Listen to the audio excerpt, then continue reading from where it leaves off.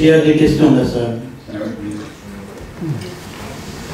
Je voudrais revenir sur l'intervention de M. Doubière qui nous a parlé des prémices de la Première Guerre mondiale organisée par une coterie.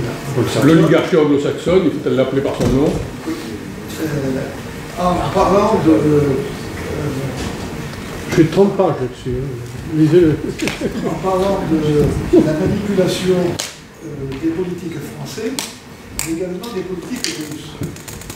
J'aurais fallu peut-être préciser aussi, c'est que les anglo-saxons, les Anglais, avaient promis à la Russie d'arriver jusqu'à Constantinople. Oui, c'était effectivement une demande des Russes, c'est tout à fait exact.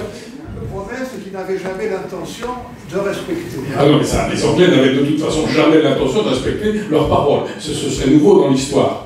Alors je peux vous répondre effectivement sur cette question. Et un siècle après, on s'aperçoit que la géostratégie de la Russie, c'est d'être toujours dans les mers chaudes en Méditerranée. Alors, il y a quand même une différence avec aujourd'hui. C'est que une des raisons de l'intérêt de la Russie pour Constantinople était, ce qui n'est plus le cas aujourd'hui, une raison d'ordre religieux. C'est-à-dire que Moscou, se considérant comme la troisième Rome orthodoxe, il y avait la Rome de l'Italie, catholique, la Rome qui était l'Empire romain d'Orient, et la troisième Rome, Moscou. Bon, en l'espèce, effectivement, à partir du moment où on raisonne sur l'éclatement de l'Empire ottoman, les Russes se sont dit, bon, nous voudrions que la troisième Rome libère la deuxième. En gros, je simplifie, mais c'est ça. Et je voudrais vous raconter une petite anecdote.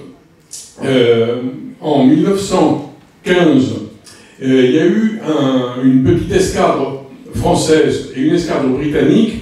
C'était avant les Dardanelles, qui ont essayé, qui avaient comme plan effectivement, pour soulager le front d'Orient en Europe, qui était assez tendu, c'était très, très dur hein, le front d'Orient, au moins aussi important, au moins aussi lourd que le front européen.